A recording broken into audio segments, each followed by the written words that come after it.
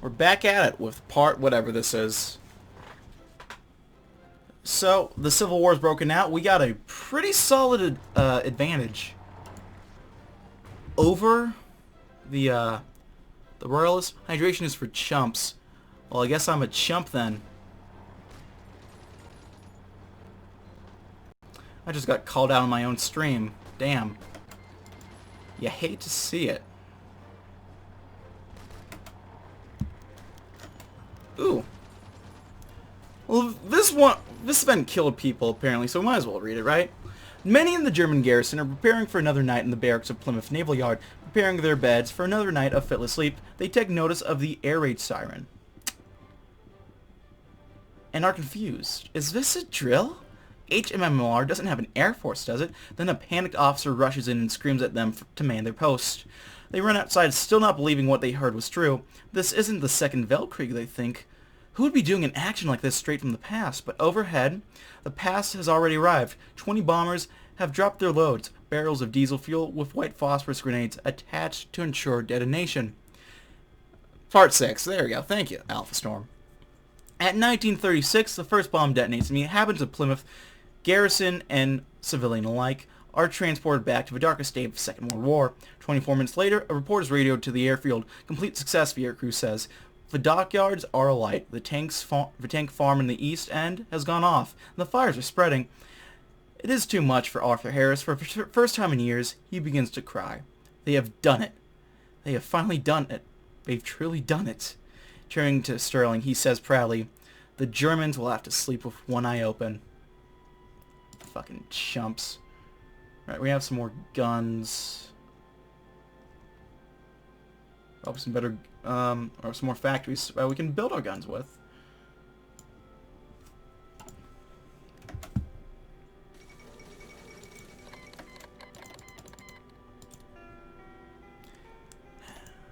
I want to paint it black. Alright, so we might have we might be having a pocket in Nottingham soon enough. I'd say hold off and reading an Oxford Boys.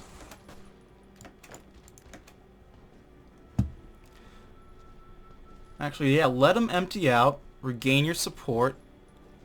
Angry breathing intensifies. Apparently not. That didn't work out. That's okay. That's okay.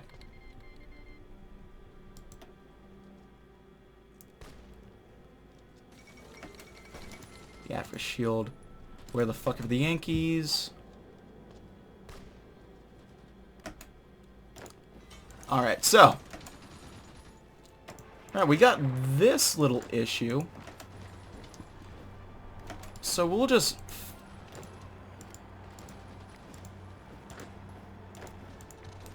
You try to go over there. First off, we're attacking over a river. That's probably not helping up.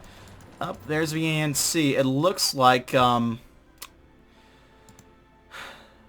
South Africans realize being nice to a fascist isn't gonna work. You hate to see it. Oh, well there goes that encirclement. You really hate to see that, honestly. But actually this could work in our favor.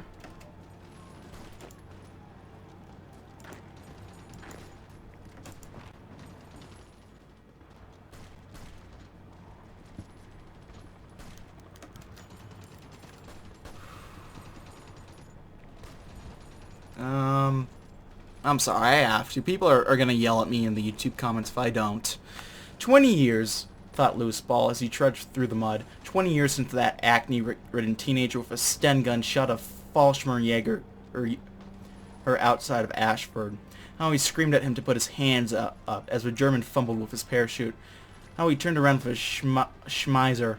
How, panicked, he pulled the trigger and riddled the invader with bullets. This was the first man he ever killed. Much more fighting gone on those 20 years for Ball. Him being cut off had a lot to do with it. So did him eventually finding an SAS stay-behind squad. None of them were too keen on ever giving up, and Bell went along with the flow. He saw many of his friends die, seen people mauled beyond belief by explosion, and had been in many situations where he believed his life was over, but he kept going. That timer's looking weird. What the hell? Okay, that's better.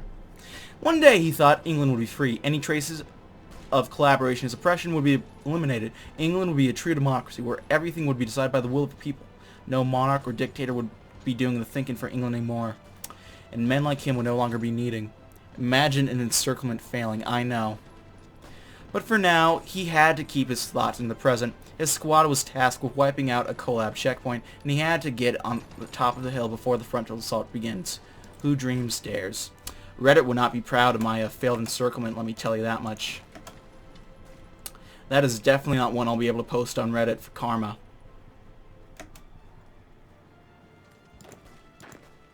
Although I might get one of those in a second.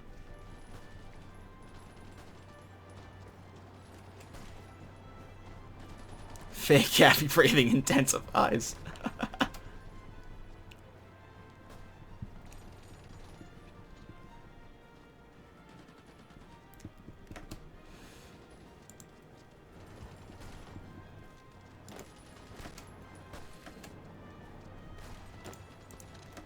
You guys wanna... God damn it.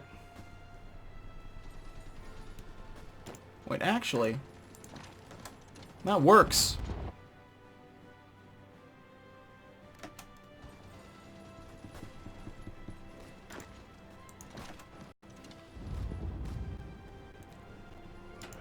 Hey, Reddit. You want to look at my encirclement? Oh, Jesus Christ. Go figure, now of all times the AI is starting to be competent. Or are they? Mayhaps they are, mayhaps they aren't. Because they're giving up their victory points.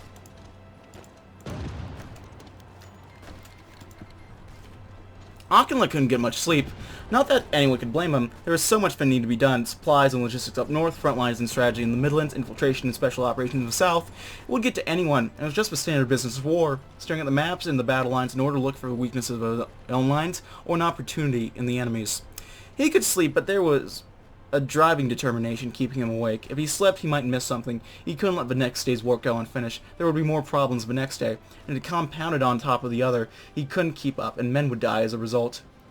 He could sleep when he got this thing done, he thought, when England was free, when the rightful queen was restored, and when Nazi domination was halted at the English Channel. And then he could finally take a deep sleep.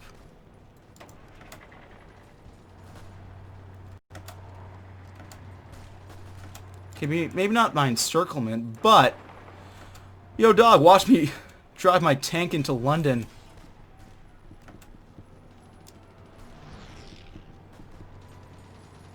Oh, Jesus Christ. Okay, we might need to load back up to the autosave. Oh, VP rushing. That's not really going to work with this. Why was that at speed 5? That's way too quick.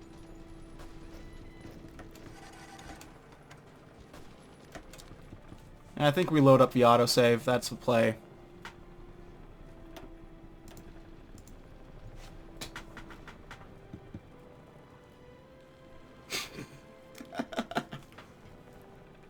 Pretty much.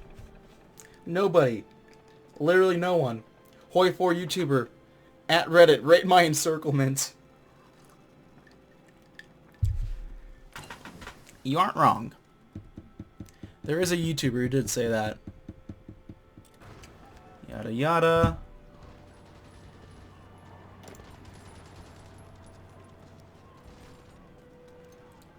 Okay, where can we even allocate the troops at?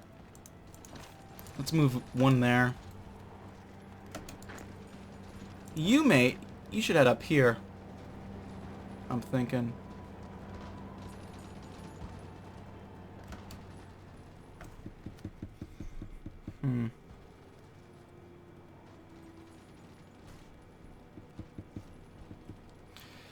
Yeah, this is where, circumvent's really beginning. What do we have focus-wise? Force of Darkness, legitimate government.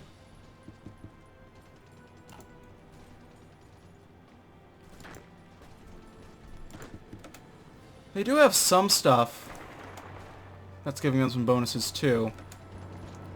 A lot of the same bonuses we have, honestly.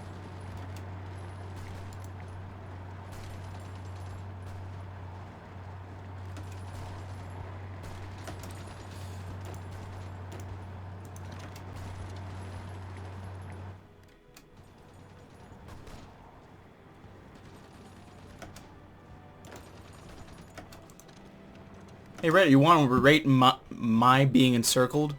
I feel sorry for myself productions. Yeah.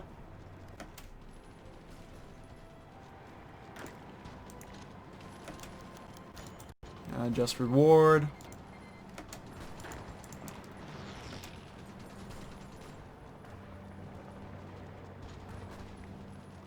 Try to relieve them. We've got the job done.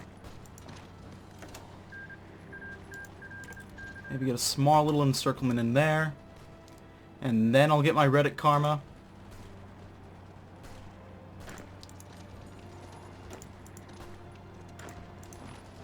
Yeah, we'll do that.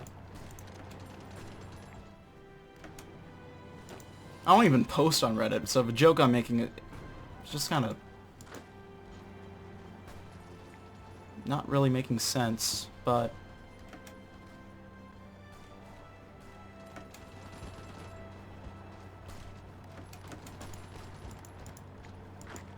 this is starting to work out, sorta, roughly.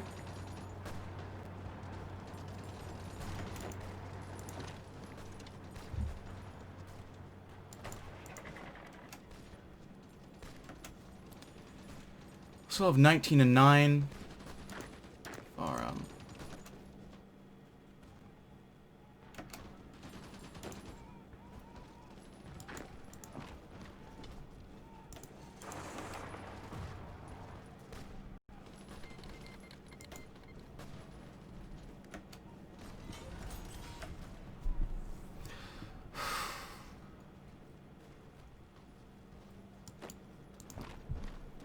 you guys attack there. See if we can't do something.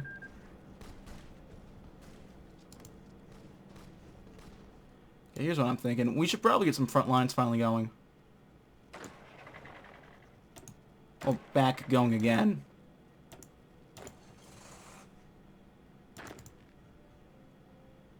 I'll put you in that. Offensive line into there. And then the rest of you blokes. Front line there. We gotta redo all this stuff, but that's okay. Hull. Give us Kendrew. And give us... If you capture Hull in Liverpool, you can get an encircle meme. I can. Very smart. I like your thinking, man.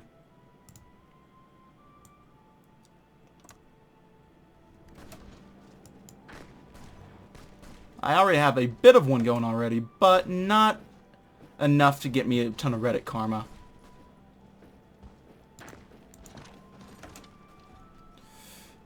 I just gotta... I got liver... Fuck, They smell my bad BO and they realized I'm a Redditor. So, they realize I'm going for the encirclement.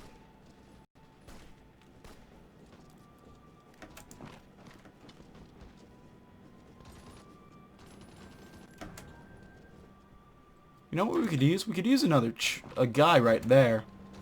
So they don't take Nottingham. That would be nice.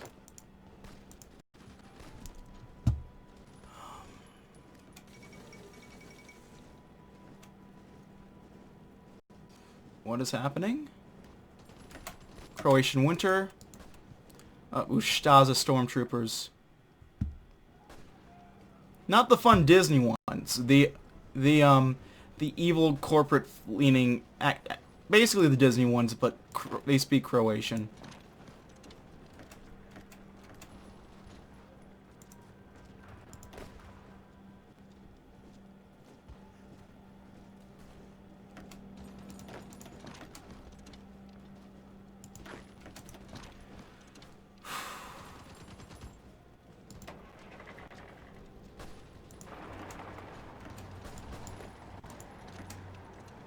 Hold on.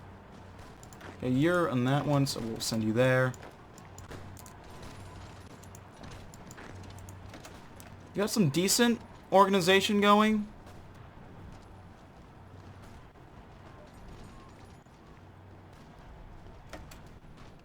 You also get some factories building.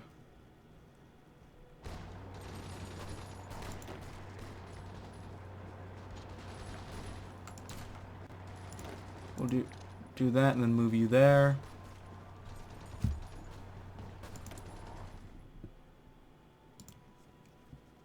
Some more guns. Mass mutinies.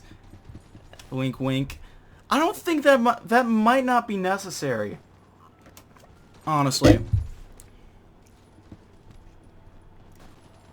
Not quite yet, at least.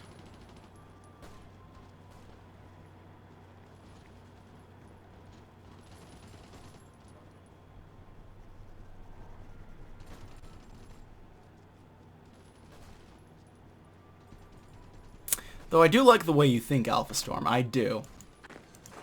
That's why, as of now, you are my second in command.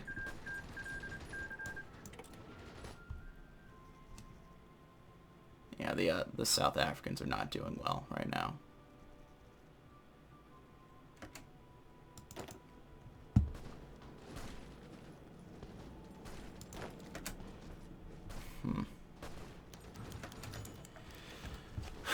After landing in King Edward Airport, renamed to Blackpool by the occupying resistance force, Eddie Adams didn't have long to get his bearings. He would need to be quick and lucky if he was to bring the story back to times. Luck happened to be on his side when he spotted an encampment of resistance soldiers milling about on patrol. They raised their weapons, but seeing his camera, happily invited him to talk. 3 of them on patrol, 3 of 3 different ideologies. A lithe man with an upper-class accent introduced himself as William and proudly announced he was fighting for the Queen's return. A giant of a man, Jack, followed with a gruff pronouncement of his socialist ideals. The last one, Henry, barely 16, paraded ideals of liberty, ideals of which he had never truly experienced. Despite their different views, all 3 men laughed heartily with each other. Brothers in the resistance. This would be a winning story, Eddie knew. The common bond of anti-fascism, creating an unlikely friendship. As they all posed for a picture, Jack embraced the other 2, smiles gleaming on the faces of all 3. Eddie snapped the shot. Not a moment after, a deafening crack echoed the field, and Eddie was thrown backwards. Bleeding, Eddie looked for his camera and found that it was miraculously unbroken. Looking towards the subject of his last photograph, though, he found that they were anything but. Eddie knew that, if he ever got his picture developed, it would show the last moments of these 3 men. On the ground near their bodies, Eddie waited for an eternity for the battle to end. It seemed that the government forces had won. A group of mean-faced soldiers approached him. Eddie knew that this was the end, that he would be killed here now. That is, until they asked him if they could take their picture. Eddie rapidly nodded and watched as the 3 collaborators took their spots right where William, Jack, and Henry once stood. Smiled for the camera. Think for you, Reddit needs a rate the AI's encirclements. Yeah, honestly. You probably aren't wrong.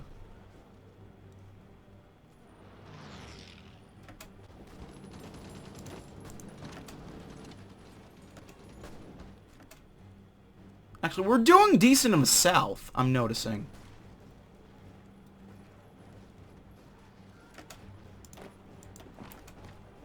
I wonder. Are we about to take London?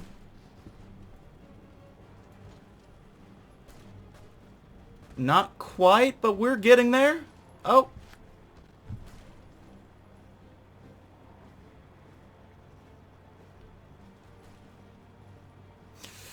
Oh, those frames. Okay, the autosave has gone through. Okay, we got an encirclement.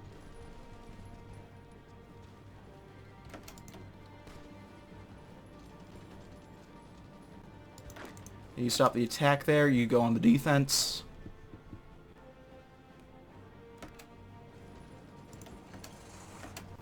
And honestly, you 2, I could use up here.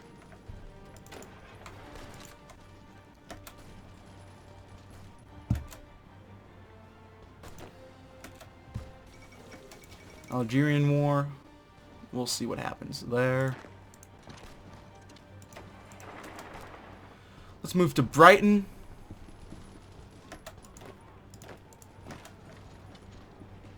Hull is undefended. Yeah, the thing is, one of the AI, my troops' AI is just kind of bumbling around.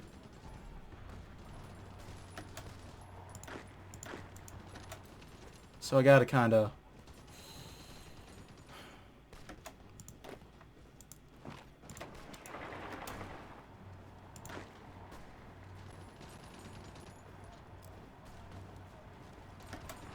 You know what? This is all part of my strategy. Give them senses of false security and then go in for the kill.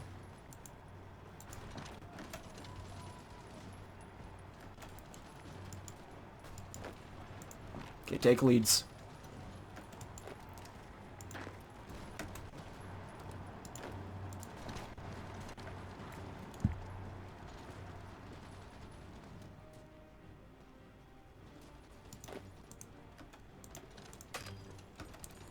Okay, Portsmouth was undefended. Hello, Goopy? I'm gonna go with Goopy. How are you doing, man? Or woman, or whatever.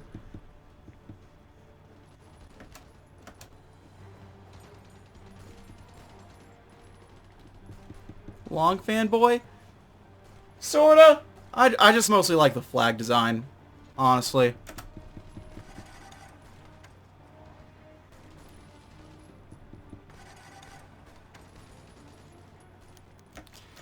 Scottish guns? Oh, yes!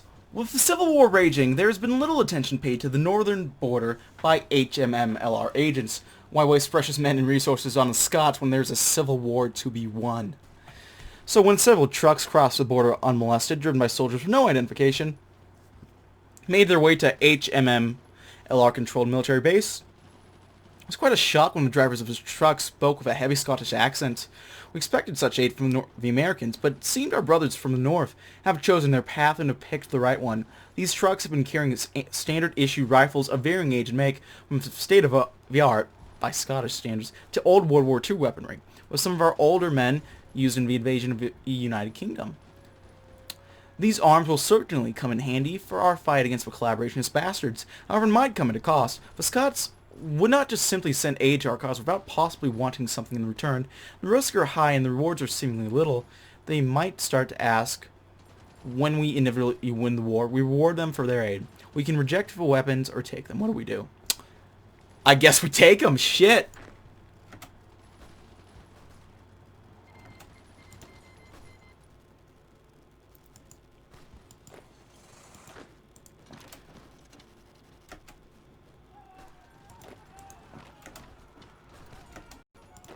Trying to break through to these guys.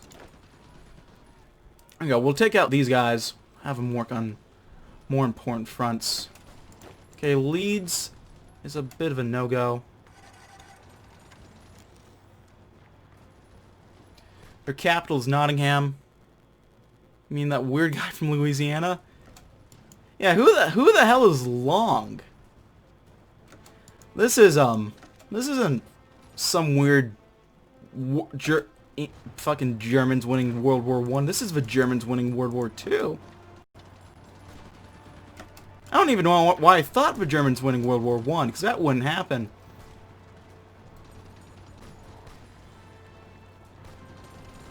Okay, they've moved out of Leeds.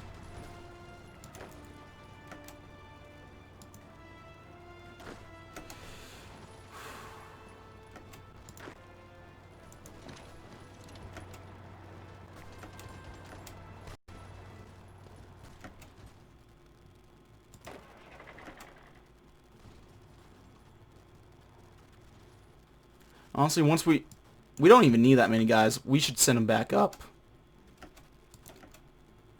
And just have them start attacking. That's really the best bet. Try to take Manchester.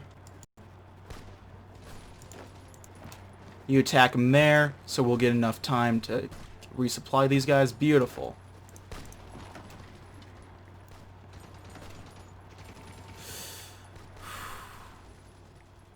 Nottingham.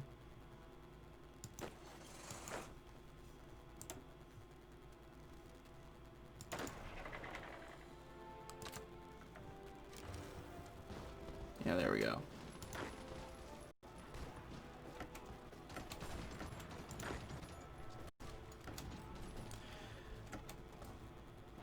This is actually starting to work.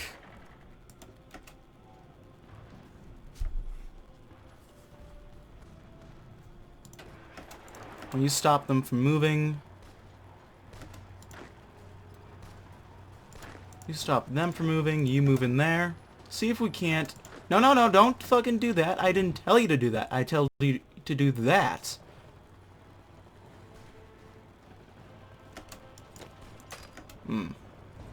Now they're getting attacked.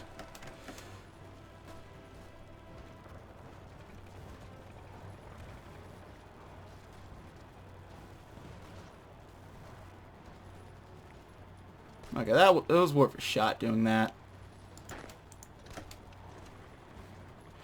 We'll take Portsmouth pretty soon. And then we got Nottingham, which we're about to retake. Move up into Hull. Maybe take Manchester coming up. Liverpool. I swear, we just keep taking Liverpool and losing it. Taking and losing. Taking and losing. Oh, what is happening? What?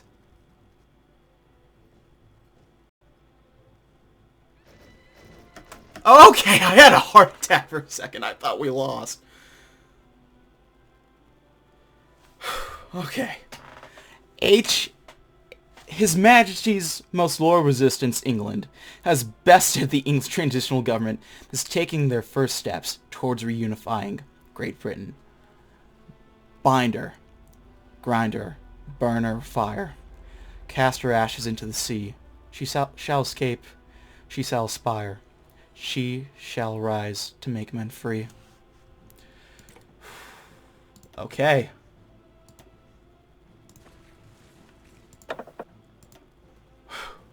We did it, Patrick! We saved the city!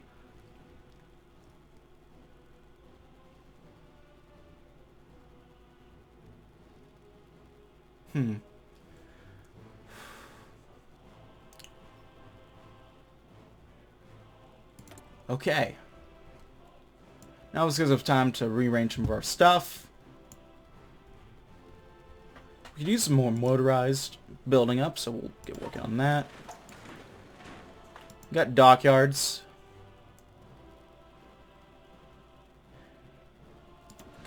Get some King George V's class battleships going.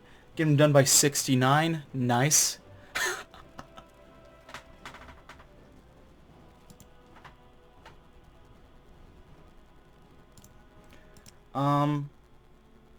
Basic jet fighters. We'll wait until we get some better fighter technology. Actually, no, we won't wait.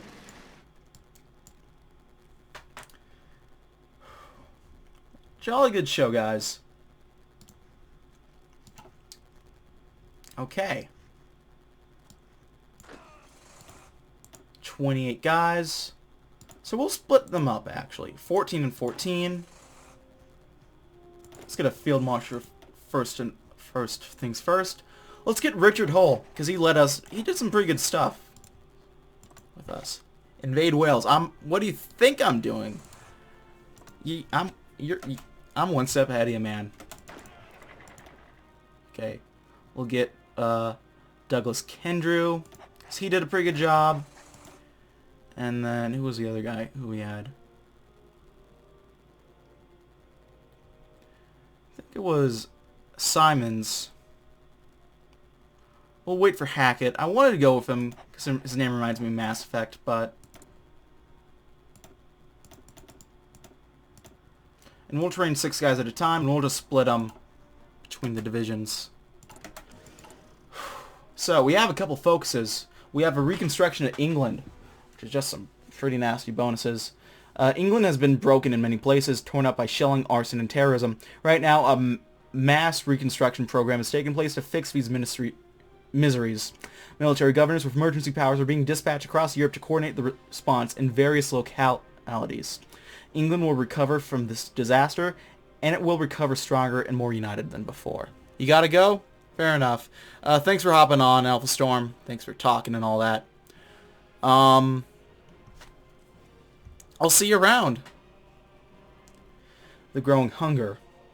Workers are dead or displaced. Fields have been trampled, silos burned, and livestock killed. The infrastructure of our country has been destroyed or damaged. The result is hungry voices all over the aisle, crying for bread, soup, anything to stave off the hunger. The war is officially over, but if the food supply is not taken care of quickly, a mass starvation in its wake will claim many more lives. Not good. Promising future. The last guns have gone silent. The dust displaced by shelling and munitions has settled to the ground, and now post-war England has emerged. In England, damaged and destroyed, yes, but in England no longer constrained by the same chains that once held her in bondage to the German Eagle. In England with a future of our own choosing. In England closer to democracy than ever before. In England closer to the bright light, that fabled Jerusalem that will be built in her green and pleasant fields. And we mustn't make a rash decision and ruin it now. And then finally we have food insecurity, which I thought we already read that, but I guess not. So our poverty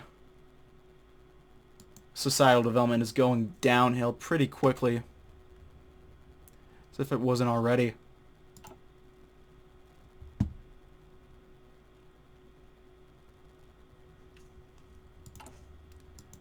So we don't have our... I don't want the Day 9 loot. Why is it equipped? The forces of Her Majesty's Most Loyal Resistance have secured their control over England. Though some holdouts remain, the majority of the old government's units have disbanded or surrendered. Peace and freedom has returned to the land, but the price has been high. Thousands of English soldiers and civilians are dead, and the former workshop of the world has been reduced to rubble. It's time to rebuild. Okay.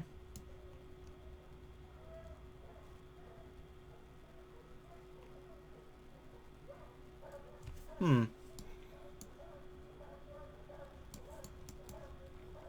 forgotten word.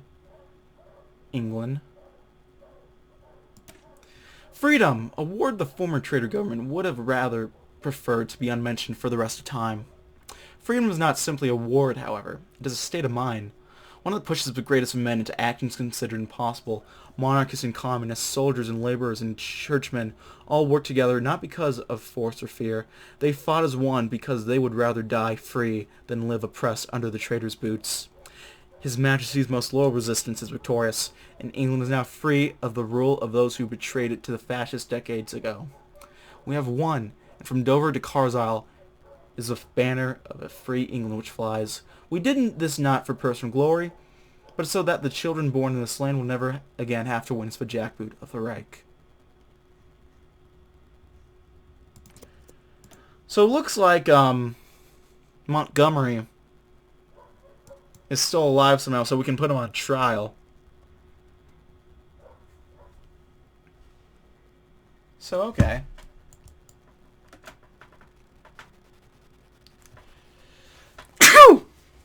Gosh darn. That was a nasty sneeze. So we need IFVs. I'll build an IFV real quick then. IFV. Infantry fighting vehicles, right? Yeah. Get the comments going. Colonel David Sterling, we have reviewed your memo and been very intrigued by your proposal. The United States is interested in close cooperation with our fellow OFN-line powers, and thus the idea of international terrorism is a grave concern to all. Thus your proposal was of great interest to us. Your idea of a multinational special operations unit with an emphasis on counter-terrorism is indeed one solution to this problem. If we were to make the organization, we agree that special operations forces from America, England, and various OFN nations, as well as various national intelligence agencies coordinating at the site, would be the right way to staff it. However, your proposal of England as a place to base it is interesting and a bit unusual, even with your stated reason of the unparalleled experience of the Special Air Service, world accessibility via British Airways from Heathrow, and advantageous press restrictions under English law. We will get back to you about your proposal for this Spectrum organization and get back to you. The Navy requests that you refrain from asking for updates, as we will get back to you with our final decision. Best wishes, Admiral Horatio Rivero Jr., United States Navy. That was a rejection, wasn't it? I guess we'll do another focus before I stop the recording session, or another thing. Alfred Fisher has always been proud of the fact that he took up the diaconate rather than the priesthood in the Church of England. It was a sinful feeling, true, but Deacon Fisher never told anyone but God of this particular flaw of his. Perhaps because it made it what he did now all the harder. St. Joseph's Hospice had been a winery before the war burnt its vineyards to ash. Alfred liked to think his patients enjoyed the view of recovering plant life more than they would of the dull concrete of a hospice in the city. It would have made easier if a hospice had been for the old, but many of the men Alfred had to help to do, even the simplest of things, were startlingly young. Some of them had no doubt sided with the government. Others were His Majesty's most loyal resistance. Some might have been communists, fascists, royalists, and republicans, or a dozen things more. It mattered not to Alfred. What difference did it make if the men he gave his sacraments to were from the side who lost? He had to help the amputees into their wheelchairs every day, all the same. He would read books to the blind and comfort those mentally affected as best he could. He did the best and begged God for forgiveness for all that he simply lacked to do. We take from all sides and gives little war takes from all sides and gives little substance. Whew. That's it for this recording session. Thank you as always for watching. If you like this video, go ahead and leave a like. If not, dislike it. If you want to see more of this type of content in the future, go ahead and hit the subscribe button. More uploads are weekdays or Saturday. Have any comments, feedback, concern, leave in the comment section. I read all comments I get. Appreciate any and all feedback you might have for me. If you want to send a few bucks more, I have a Patreon. If you want to join chat, play games, I have a Discord. And if you want to just watch me do the stuff live, I have a Twitch. So thanks for watching as always, guys, and I'll see you next time. Goodbye.